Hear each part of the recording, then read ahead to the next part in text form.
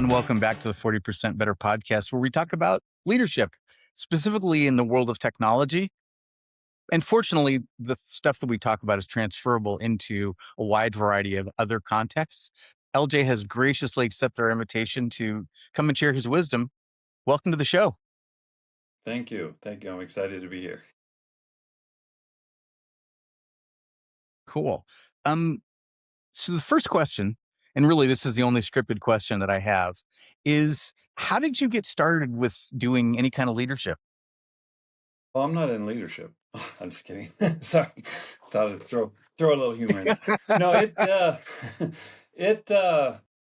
well, I can think back almost to the specific moment that I really got interested in leadership. I mean, I started young. I was editor-in-chief of our yearbook. After high school, I started a painting company and had 3 employees, even though I had no painting experience. But really, when it started for me, I was 13 years old, and it started with Magic Mountain. And I don't know if you remember Magic. I mean, it's called Six Flags Magic Mountain now. It's in Valencia, California. If you've ever seen the movie National Mhm. Lampoon's Vacation, Wally World, that was Magic Mountain. But I was 13. I grew up in a blue collar family, very poor, and I wanted to go to Magic Mountain. So I asked my mom, can we go? And she was a waitress. My dad sold cars. And she said, no, we just don't have the money. I had been working for a couple years by that point, doing paper routes. I was a bus boy, et cetera, et cetera. And so I started looking into how do I get myself to Magic Mountain. And I thought, well, I'll rent a car, or I'll, rent a car service, or I'll get a taxi. And all of it was too much money. So then I came up with the idea of what if I shared the cost and rented a bus? So I called up Magic Mountain. This was pre-internet, and said, hey, how much would it cost for 40 kids to come? And they said, well, it's this amount per ticket, plus you get 2 free chaperone tickets. And I thought, oh my God, I could go for free. So I called up local bus companies, and I didn't want like a school bus. I wanted luxury, air conditioning, a TV with a VCR. I mean, this was 40 years ago. And I found a company that was available. And I contacted a friend, and I basically, quote, hired him. And I said, look, we're going to reach out to every friend we have, and we're going to sell tickets to Magic Mountain for whatever it was, $25 or $30, includes bus fare, and there'll be snacks on the bus. And if you help me do this, you get to go for free. And he said, excellent. So we spent 2 months riding around on our bikes, houses to houses, petitioning everybody we knew. We got 40 kids to pay us in advance. And I rode 15 miles on my bike to rent the bus. Now, keep in mind, I was 13. I had no legal right to sign a contract. And the Yeah. bus company, What? for whatever reason, said, okay. It was the day of the trip. I had forgotten to tell my mom about it. No. So I had booked all of this. She had no idea. And I woke up at like 6 a.m. because we were gone from, I think, 7 a.m. to like 1 a.m. And she said, well, where are you going today? I said, oh, I'm going to Magic Mountain. And we're all, we got a bus. And she said, oh, have fun. Every single parent who sent their kids assumed there was a chaperone. There was no chaperone. It was 42 kids on a bus driving 3 hours to Magic Mountain. We managed to spend the whole day. I got everybody back. No, we didn't forget anybody. Not a single parent was involved. And that was the moment where I realized I loved leading. I loved the process of it. And I also learned probably one of the biggest lessons of my management career then. That trip was, for most of us, we were blue collar, El Cajon, California, East County, San Diego. That trip was the first adventure for many of those kids. They had never done anything like it. Some of them, most of them had not been to Magic Mountain, right? And we came together and we went there on this shared, what we thought was like sailing the world. I mean, it was a huge adventure to all of us. And as recently as 2 or 3 months ago, people reach out to me still on Facebook saying that was the most incredible experience of my childhood. The people who went on that trip, almost all of them still communicate with each other. It created Nice. this incredible bond. And I just became impassioned with impacting people's lives. And a great way to do that is through leadership. And it brought me so much more. I actually did a second trip a year and a half later before I got my driver's license, and that one filled up in like a half an hour. I mean, word spread out, and we upgraded the bus. So I did two of them. None of them had chaperones. We didn't lose any kids, didn't forget anybody. But that really was my start of leadership. After that, I just fell in love with impacting people's lives, and that kind of led to my leadership journey. And it also led another core belief in my leadership style is, creating a tight knit team that experiences successes and life together has such an amazing impact on people's lives. And so that was my start. As a 13-year-old, just wanted a free trip to Magic Mountain, and it really changed the trajectory of my life. That is an awesome story, and that may be that may be it's certainly in the top 3 best origin stories that I've heard. Oh, well, thank you. It was Yeah. yeah, it was it Yeah. was uh, it was fun. I never thought it would have the impact. And when Facebook came around and people would reach out, "Oh, I love that trip," and I'm like, "What trip?" And they're like, "The Magic Mountain trip." I'm like, "Oh, yeah," And it's neat to hear people, and people say they tell their kids that, and now we're getting older. Their grandkids that, "Well, when I was your age, we rented a bus and went to Magic Mountain. We didn't wait for anyone to get us there." So. You should write a book about that. Yeah, well, I've had I have ADHD, so I would probably write a great beginning of a book. It's like you write some, then you go away and you come back Yeah, and you write some more and you go away and yeah, um, it was a Stand By Me type adventure. I mean, we didn't find any dead bodies, so that's not a great example, but it was truly a definitive moment for a lot of us for our childhood. so in terms of transferable skills, aside from uh, renting a bus, when you were underage, it's so funny. Oh my God, that's hilarious.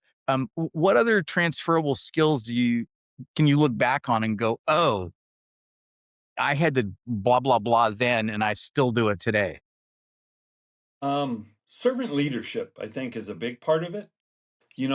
Making sure. So in that kid environment, right, I was in charge of everyone there. And even though I was excited just to have access to the mic on the bus and to be the one doing the talking and stuff like that, all this typical juvenile stuff, even at that age, I took it seriously. I wanted everyone to feel connected, and so by leading the group, I invested in the people in the group, and what I learned is they returned it back tenfold, and that's been a key part of my management style. Is I lead not to bring glory to myself. I don't, I lead to impact the people I lead to create the best environment for them to succeed. And when they know that their bosses truly have their back, their best interest, they will have your back when it really counts. And that saved companies I've worked with. That's the people who, I have one story where we had a generator go out, and our network admin happened to be a mechanic, and he literally went out from like 2 a.m. to probably 5 a.m. with literal gum, and then had to hold this little switch for 3 or 4 hours in the middle of the night. And it was cold, right? So that we didn't lose our generator during an outage. And that's the kind of response you get when you protect your team, when you invest in your team, when you're a true servant leader. And it's been true. I've never been disappointed with that approach in my entire career. I I really love that. It totally resonates, and it very much matches my own experience with the ROI of taking care of people. Yeah, I really like that. Um, did you have the self confidence to go and do that? My father was a simple man. He sold cars, but from a very young age, he told me you could do whatever you want. You could do whatever you want. And I remember a lesson where he sat me down and he said, "You're going to go work for 8 hours a day. Do you think someone who makes $1 million a day works harder than the guy who works at the restaurant bussing tables?" And I said, "Well, yeah." He said, "No." He said, "You just work smarter, have confidence in yourself." And he was the one who told me, your age is an asset. Don't be ever afraid of your age. And actually, when my first manager job, after my uh, painting business, I decided I didn't like painting. I applied for a management job at a furniture company that sold furniture, and I sold up in a suit, and I didn't get the job. So that wasn't my first, but he was so impressed that I dared apply for a manager job selling very expensive furniture as a kid. And I came in with such confidence that he actually gave me a job that led to a supervisor job soon thereafter. So part of it is, in my opinion, and you hear the old stories, just one step at a time. It's really just one step at a time, and if you look at like the automobile, I don't think any human on the planet could have designed the automobile as we know it now from scratch. Just like I've got this idea of a million parts. It started as a very simple device and we slowly built on. And that seems to be the pattern and the formula for almost every massive success. You know, Apple started in the garage building computers, right? They were soldering their own pieces together and flipping memory chips, trying to get it to work. They never envisioned it would be what it is today, but you just keep believing in yourself and taking the next step, regardless of where it may lead. And you have confidence in yourself. I love the saying that I drive my kids crazy. I have 5 kids. I send them crazy TikToks all the time. Like so many adults, I got addicted to TikTok by reviewing it to see if it was okay for my teenage daughter to watch. And suddenly now I'm a TikTok addict like everybody else. Um, but I send them little ones that talk about, every single obstacle that life has thrown at you, you've overcome. You've done it. If you're 30 years old, you've overcome a lot of stuff, adversity, right? So why are you scared that the next item is going to be the one that wiped you out? Why, so I've tried to teach myself, and it's not always easy. It's not natural. Everybody has imposter syndrome. I do almost every single day. I'm like, oh, I'm not a CTO, I'm not a president. I know nothing, and I have to calm myself down and remind myself of my own stories I tell my kids. But it's just one step at a time forward. Really like that incremental approach. Like I think about incremental. All years ago, I read a book about, um, or maybe it was just a long article about being an incrementalist versus a completionist. Yeah, And incremental is just it's a little tiny bit. And I think about how we learn math, and irrespective of what level of math you get to, we all start off with basic addition. Well, we all start off with counting, right?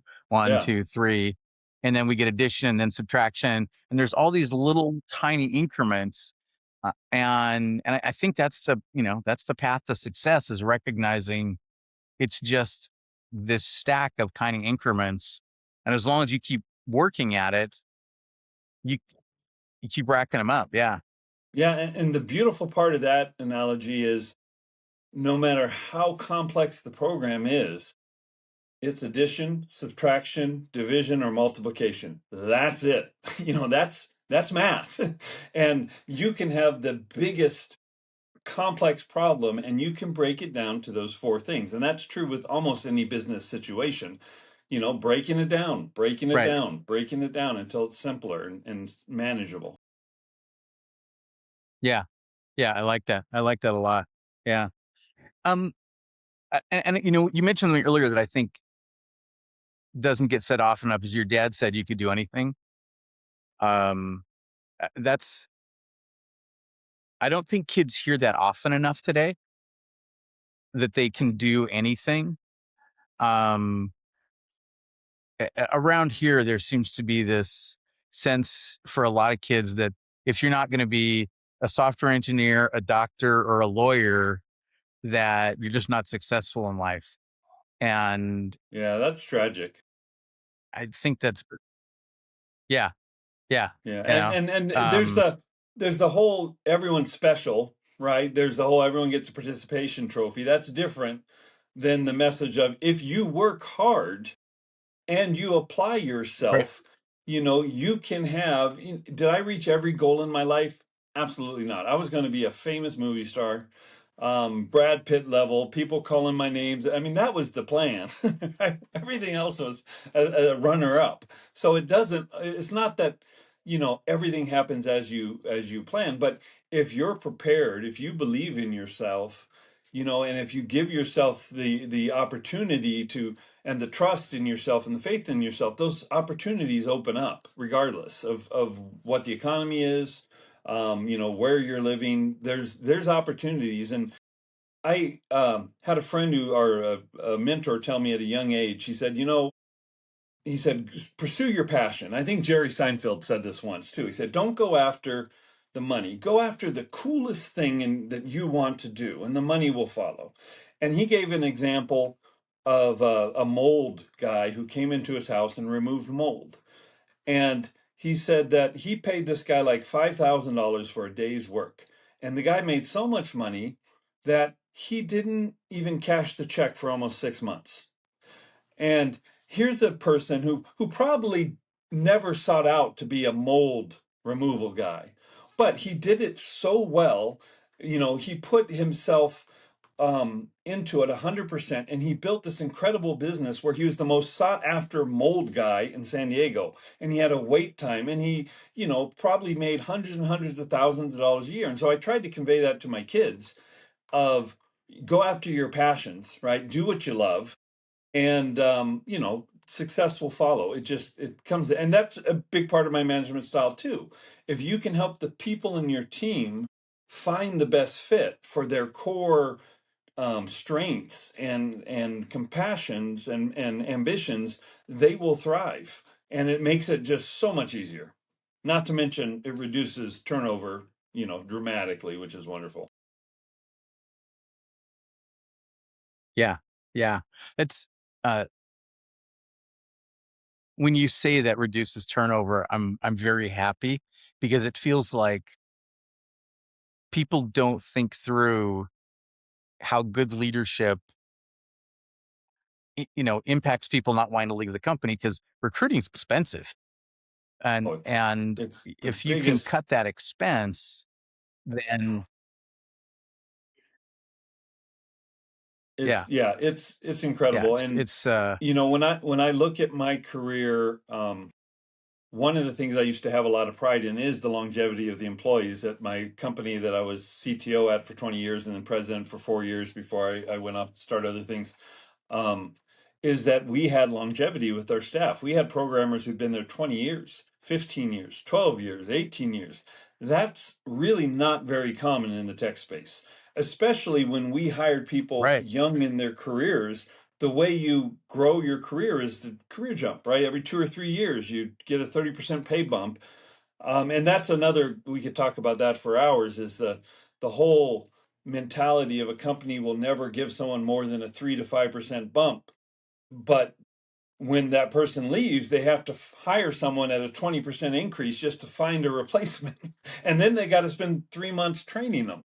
So that's another one of those head scratching things about, business decisions that just like, why? Yeah, it's funny because when you talk about that, the first thing that pops into my head is the economics. I'm like, well, there's the financial cost because now you got to hire somebody, you got to spend more money. You got the recruiting cost, and then you got the opportunity cost that's very negative because the institutional knowledge that walked out the door when that person left, has got to get built back up again, and some of it you may never get back. And Yeah, and that's and it a is so painful to see yourself, your company make mistakes you made 10 years ago because people left, and you repeating that. Yeah. Yeah. Yeah. It's, I think it's so much easier in the long run, such a better investment if you can really focus on how do you have people, get paid so they don't want to go, they don't want to leave because they're making all the money they want to make, and also having that the intrinsic motivation for the work they're doing, which you alluded to a minute ago with having them do what they want, and being able to help them achieve their career goals. I just think that's such a it's so simple, but yet so few companies do it. Yeah, I am really passionate on that topic. And we were not the highest paying software company out there. It wasn't that we bribed them to stay for 20 years, right? But we created an environment where it truly felt like a mission, right? And that they, I there's so much value when you feel like, when you understand what you're doing, why you're doing it, and you understand that your part matters, whether it's the receptionist or whether it's a senior engineer. That sense of accomplishment and belonging, I think, really gets people to stay. Then you throw in, having a healthy environment where people aren't stabbing each other in the back. Very much we all succeed or we all fail. And Right. we correct in private, but we praise openly in public often, right? And creating an environment where the very top is getting credit to the people who solved it. No one, trying to avoid that taking credit for other people. And it really creates this safe environment. And when I say safe, I mean it's safe to fail is one of my favorite things. Not, I believe in a company that should celebrate failures. And when I say that, I've said that at parties and gatherings, and people are like, oh, I don't want to celebrate failures. They said, well, wait a minute. I'm not talking about celebrating mistakes. I'm not talking about Bob who keeps clicking the wrong button over and over and over again and resetting something he shouldn't reset. I'm talking about failures you can learn from, because no success comes without failure. So if you're trying to avoid failure, you're shooting yourself in the foot, right? What you want to do is you want to learn from the failures as quickly and efficiently as possible, create an environment where you celebrate the failure. And that's one of the things, I actually got this from the founder of Spanx. I listened to a podcast of hers, and she talked about how her father used to ask her, what did you fail at this week? And if she couldn't answer something, that means she didn't try. She didn't push herself. She didn't try to expand her ability, her knowledge base. And so I started that at a company I was working at, where once a month we would have a failure of the month meeting. And we would proudly come present what didn't quite work out. And now, I'm not talking about, oh, I accidentally tripped and unplugged the server, and I poured coffee on the server. Oops, ha ha ha. No, that's mistakes. This is, I had a plan. We tried our best. Maybe we failed in a spectacular fashion, but we learned these valuable lessons, and now we're going to apply it and get here, and we think we're going to get there. And we would even pick theme songs. The best failure I would be listening to, and I'd play a theme song so they could walk off to their theme, and everyone loved it. And suddenly, no one was afraid to fail. And people were bringing bold Right. ideas. Hey, what if we try this? Well, if it doesn't work out, you possibly could get nominated for Failure of the Month. So that's cool, you know, and and it's not something you have to be afraid of, right? It really grew. I mean, we were a small software company that, made 5 to 10 million a year, intentionally, because my business partners didn't want the headache of a big company. They stopped marketing like 15 years before we sold the company. They're like, well, why? We're comfortable. Let's just enjoy it. Um, but we competed against companies that were $700-800 million a year in revenue, that had 150 programmers when we had 35 or 40 people on staff. And we beat them on a regular basis with innovation. And this is part of the reason, is that everybody had a voice, everybody felt like they belonged, and everyone really felt, I believe, that it was a psychologically safe place to fail. And that the company had their back, that no one had ever been terminated for a failed attempt. I'm not saying, if again, mistakes and failures, different things. Mistakes, if it's because you're not doing your job, you're not being careful, that's different. But these are calculated things, and as long as you have the post mortem, what did we learn from this? And how do we build on this? Every failure should be a building block to the next until you get that glorious success. That's been my strategy, and it's served me well so far. I like that. Yeah, and it's funny how so many people are they're so afraid of failure, and that what you're doing with the celebration of the failure is and saying, "Oh, you have an opportunity to get failure of the month," for people that have new ideas. I think that's such a it's an empowering perspective, and man, I wish everybody did that because It it took me a long time to get there. And I wish I would have learned it early in my career. And one of the things I learned about myself, more than failure, I was afraid of having my failure witnessed by others. Right? It's one thing to fail alone in your bedroom at night when you're trying something and it doesn't work. It's another thing to be standing in front of a room of your peers and say, "Ta-da!" and the server crashes or it doesn't quite work out, or the feedback from clients is not as positive as you'd want. Right? I never feared failure as long as there was no witnesses. It was my children, my wife, my friends, my coworkers. Those were the ones I didn't want to see me in what I perceived as a weak position, being, a failure. I wanted them, especially being in leadership from such a young age, I felt like they had to see me always succeeding. And as I got older and hopefully wiser, I learned, yes, I need to be the calm voice. I need to be the steadiness. I need to help give them the vision, and I need to provide them with the tools that they can succeed.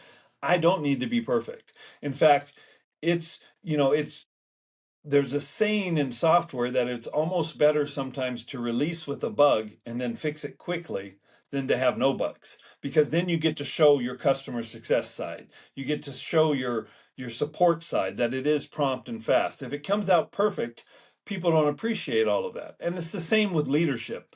It's better to make some mistakes and to own up to it, and to own up to it and say, but here's what we learned from it. And here's how we're going to direct. And when you do that, I think people, again, it helps them to see that they too can admit their failures and admit where they were wrong. If you could get a whole team who's willing to admit they're wrong, it just opens the floodgates of creativity, right? Because then people can like I said, they can fail, they can be wrong, and it's okay. yeah, yeah, I like that. Yeah, that's such a huge what's the word I want? It's such a big lever for confidence. It When is. I grew up surfing, and um at least the people that I surfed with, we all celebrated wipeouts. Like, and Well, we yeah. didn't have I mean, wipeout of the month, you know, but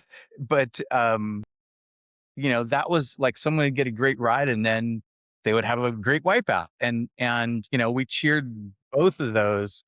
And so for me, wiping out surfing became just not a big deal. It's like, and you're talking about if you're not pushing yourself, you're not going to have a wipeout. Right. And so same thing at work. If you're not pushing yourself, you're not going to have those failures.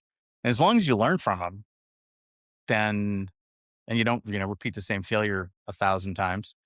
Yeah, it's such a good thing. How do you have a systematic approach for transferring your perspectives and skills and all that stuff to um the folks that are coming up in the organization? yes, and I believe that that is so important. And it goes down to, like, so many people know that communication is so critical in business, and how to communicate, and emotional IQ. I last week I went to a conference where they're speaking on emotional EQ, emotional intelligence, and they said that emotional intelligence, people with high EQs were in the top 10% across the board. I mean, it was the biggest indicator of success.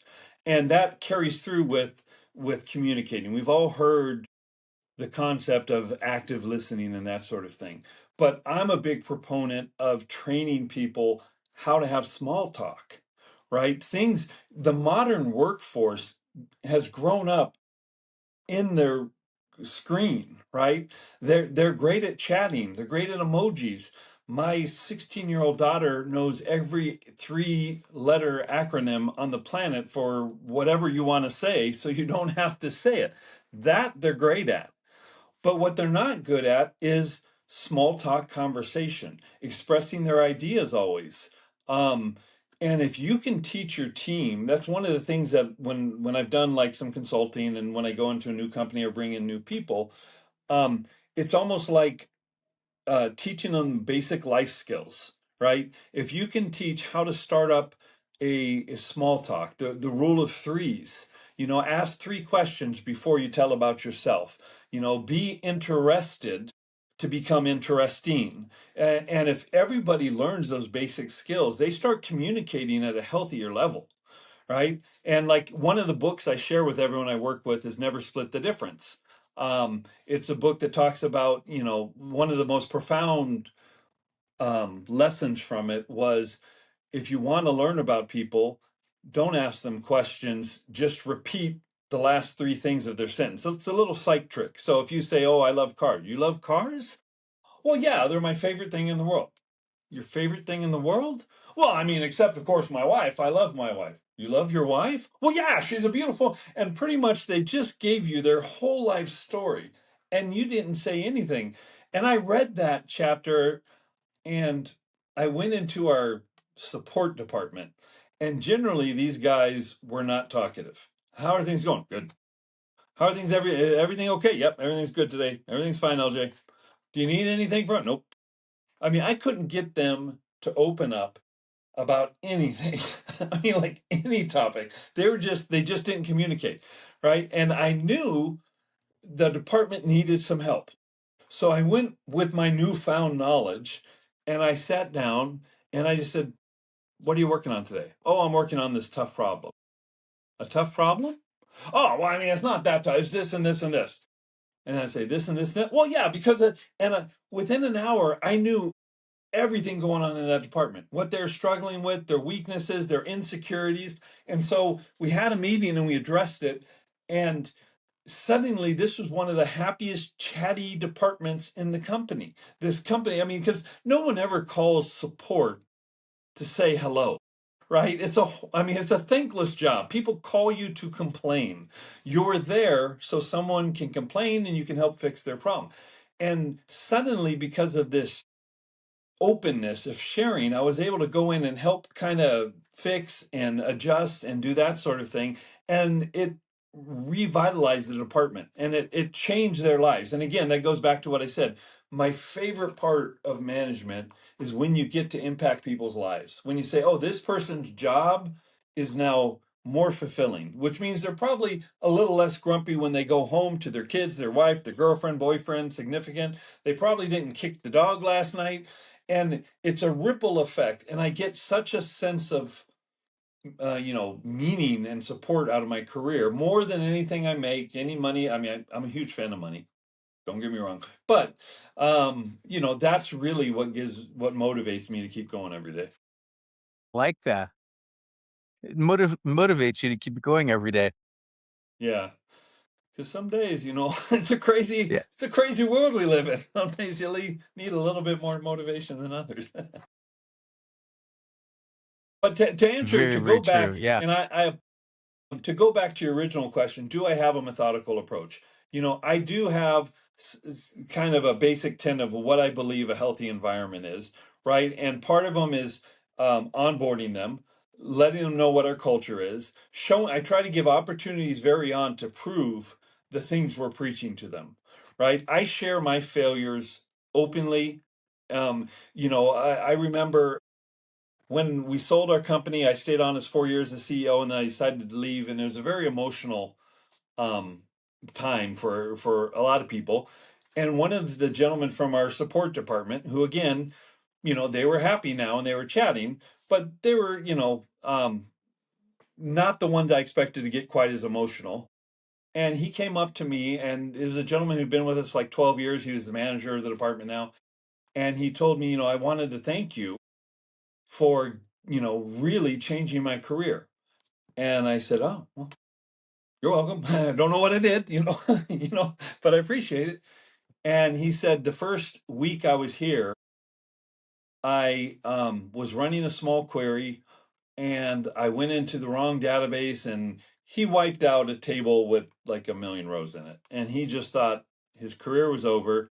And I went in, and when he did it, I chuckled. And I'm like, you know, believe me, this is small time until you failed at my level. And then I explained to him a mistake. Now, again, I don't celebrate mistakes, but there was a mistake I made. This was earlier in my career, okay, and I had remoted into our server, our primary server, and I had remoted in, and I was on my laptop, and I shut down my laptop, and I drove into the office.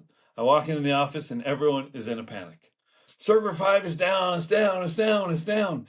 And I'm like, oh, what's going on? We don't know, it just crashed. And I go to pull out my laptop, and it's hot. And I'm like, why is my laptop hot? I shut it down. And then fear just overcame me. I had remoted into a Windows server, and I had shut down the server, not my laptop, because it was, when you remote in, it was their interface. And here I was, I was the VP at the time, and I'm supposed to know better. I was doing just a routine check on something. I hit shut down, closed my laptop, and two lessons learned. No one bothered to try to hit the power button on the machine to see if it would turn up. It was a half an hour drive into work. It was down for a half an hour, and no one hit the power button.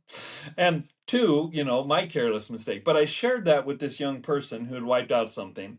And he said from that moment, he felt safe in the work environment. He's like, and I was Right. emboldened. Yeah. And he's like, it changed my career. And thank you.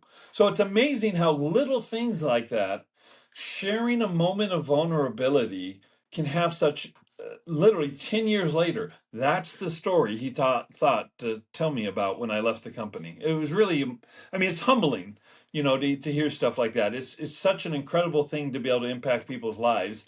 And most of the time it's much more benefit to me than them. It's I'm the one who and that's the irony. The people who are seeking the attention and the self-glory, and oh, you all have to serve me and you have to make me look good, and pitting each other against each other, there's just not a lot of joy in that. Don't get, I mean, I'll preach on this for Yeah. hours, so No, but I don't think that gets said often enough. People don't hear it often enough. And the repetition is it's actually valuable. When people hear it over and over, like I'm a huge fan of reps and practice of things, because then it goes from being this kind of weird intellectual idea to normal everyday. This is what we do, you know? Um, yeah, absolutely. I yeah. mean, And it, yeah. If it's any consolation for you, early in my career, we had the company I was at, we crushed our financial goals for the year. And so the founder took all of us to Vegas with our significant others.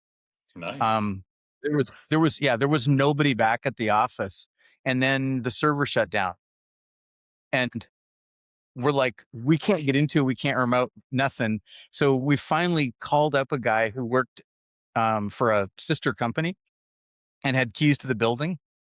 And we were like, please go to the building. It's like a Saturday, like go to Hmm. the building, go inside, hit the manual power button on the server and turn the thing on, because we can't get anything to happen remotely. And so he goes to the office and he calls us. He's like, uh, it's unplugged. Somebody unplugged the box. We're like, what? You've got to be kidding. And so then we're like, but nobody's there. Like, so we ended up going back and running the security cameras, security footage. The cleaning crew had Oh, come in. wow. Someone, someone was needed to run a vacuum cleaner. They'd unplugged the server, plugged the vacuum in, and never plugged it back in again when they left. And That so is we were, funny. we were like, oh my God. And the best part was the company founder was totally chill the whole time. Hmm. This was not his first rodeo. He was super cool. He's like, stuff's going to happen. We were down for like 90 minutes or something like that. Um, but one really valuable lesson learned. We put first of all, we put a big note that said, do not unplug this on the table. And then we found a locking outlet. Oh, that's a Um, good idea. so you couldn't, like, unless you had the key to unlock the cupboard, Yeah. there's no way you're getting the wire out. But then he started saying, we need to get a cage in the data center. Hmm. And that actually was an impetus for us to become much more scalable, because of that mistake. Uh, and then all of a sudden now we got boxes and data centers, and we've got failover and redundancy, and all that stuff, and and which we probably would not have done if we hadn't had that thing get unplugged. It would have taken us another year or two to get into a data center. Uh, Well, and that's probably a similar story to when I shut down the server. It led us to start. We set up external monitors outside of our network that would hit the servers, internal monitors that gave us reports of exactly what happened. It's powered down, and this was before the VMware days. Now everything, like my company right now, we're on AWS, right. and monitoring is just automatic, a lot of it. But you had to do it all yourself back then, and it resulted, over the next 10 years, our uptime was, as good or better than anyone in our industry. And part of it was because of the mistakes we made. So, and because we learned from them. You totally learn from. Yeah, yeah. I think that's such again, you're going to make mistakes, and it's just going to happen, and you just got to learn how to recover gracefully, and away you go. It doesn't. And I think, like, for me, that totally makes sense from the surfing world. Um, and anything sports related, like, you don't win all the time. Yeah, you don't. Um, Yeah. and whenever my kids are like, "Oh my God, I failed," I'm like, "You took a shot in water polo and you missed the goal." So, you know, like, it's just not that big a deal, you know?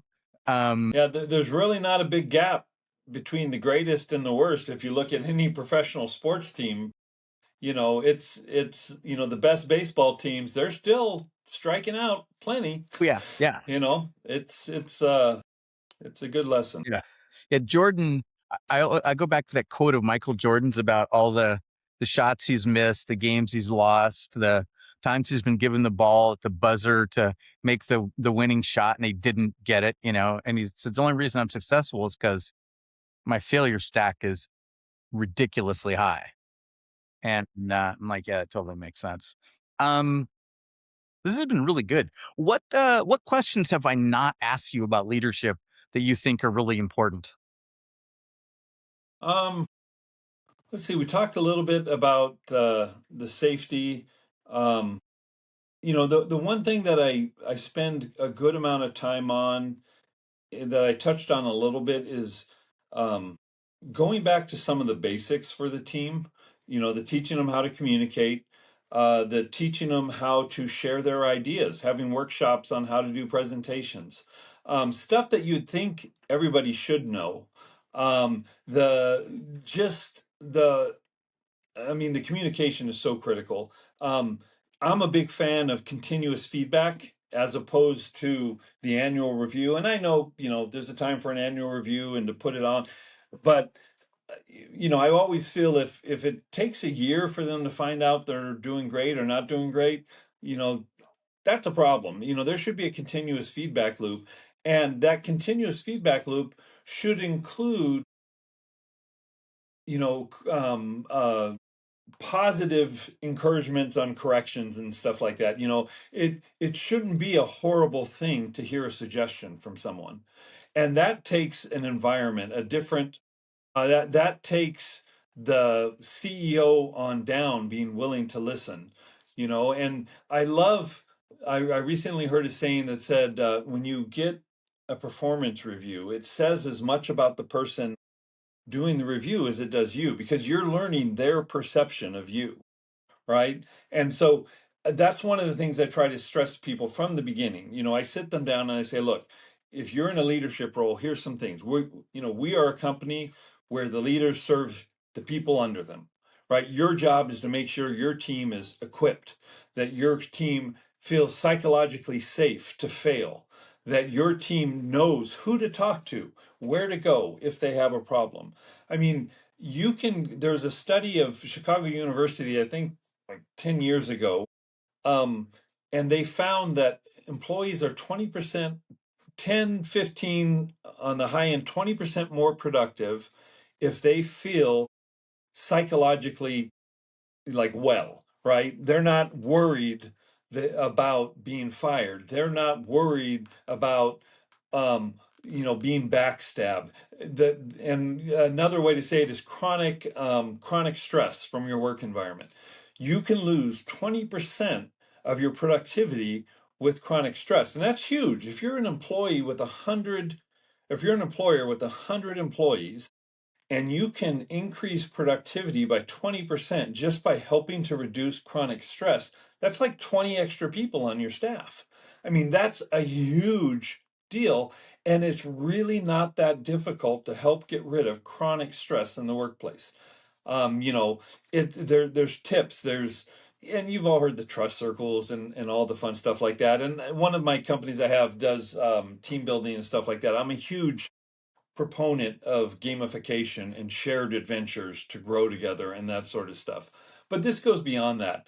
This is, this is just creating that environment where, yes, there's going to be stressful moments, but if you're stressed from 8 a.m. to 5 p.m., different parts of your brain are activated. Your amygdala is fired up, and and it's in flight or fight mode. You're not creative. You're not solving problems during that you're just putting out fires.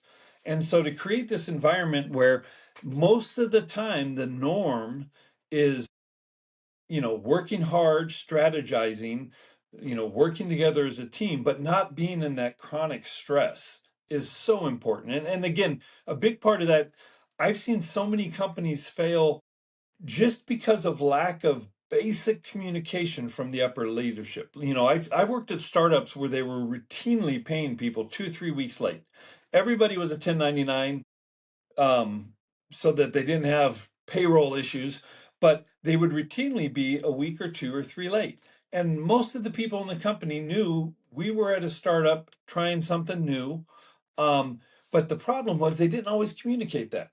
And so people wouldn't know if they're going to be paid. And it created this sense of chronic stress. Am I going to make my rent this month for the people who are living month to month? Am I going to be able to make my, and if they had just communicated openly and honestly, it would have relieved so much chronic stress. And I think the company would have been far more successful. So anyways, I think that's the main things. Leadership Cool. is an honor. It's a privilege. I think people who recognize that, who come in and realize it's a humble responsibility to have other people's, they're depending on you to make good choices. I love what Bezos said about he's paid to make 3 to 4 good decisions a day. That's his whole job, is to make 3 to 4 good decisions a day. So he better make sure that he gives himself the time and energy to make good ones. And that carries down, as leaders, our job is to make a few really good decisions often in a day, some bigger ones. And we owe it to ourselves to give ourselves the care we need. I'm a huge proponent of mental health. and not ignoring it and dealing with those issues so that you can be a more effective leader. And then that trickles down to everyone on your team. I'm a huge proponent of providing mental health services as a benefit to companies. Um, whether it's paying a little extra to get the insurance company that has a really good mental health plan that goes along with it, because I've seen the impact of people I've worked with, people on my team who, maybe I paid for counseling for them or the company did, or we had their back. And to see how much more efficient and effective they were working when they got those issues taken care of, it would have been a waste of money not to do it in most of those cases. Yeah. I like the way your head works. This is really good stuff. Yeah. Thank you. This You should I might have to have tell you my on again sometime to talk about more. yeah, well, tell my kids that What's that? they don't tell my kids that they don't appreciate how my head works. So they think it's screwed on a little loose. So if you could, no, I'm just kidding. Well, I have 5 kids and they're awesome. good. They're incredible. Excellent. Yeah. Yeah. I I think part of the reason our kids don't necessarily believe us all the time is they haven't had the experience that we've had. And then once they get to the experience, they're like, "Oh, yeah, dad said or mom said, now I get it." And, Yeah, yeah, you got to yeah, live it. yeah, I mean, it's a different world. We grew up, drinking water out of hoses. I mean, my trip that trip that I took in the bus was a big deal. But on any given Saturday, I left in the morning and showed up sometime, right before dark. My parents had no idea where I was, nor did they care. right, So right. yeah, Well, because they figured you'd get back alive, you know? yeah. As long as you're alive, that Yeah, was the yeah. standard. This is So that was, but yeah, Yep, it's that was the game. Yeah, yeah. well, it's been an This has been absolute great. pleasure. And I love the work you're Thank doing. I've you. been reading, since we first chatted, I've been reading a lot of your case studies and stuff. And I love your 5 pillars and your approach to how you do things. It really Thank you. resonated with me. I've been taking notes and you know, any good programmer, and my background is programming and engineering. The one thing we're the best at is cutting and pasting, right? And that's true in anything. Taking other people's ideas and using it as a basis to make something new. I mean, that's the basis of every Yeah, great programmer is the cut and paste. So I appreciate exactly. I Thank appreciate the you, thank insights you you. share openly. So Yeah, yeah, thank you, I appreciate it. Well, I'm gonna stop recording. This has been awesome. Thank you again. I appreciate it. oh, it's my pleasure.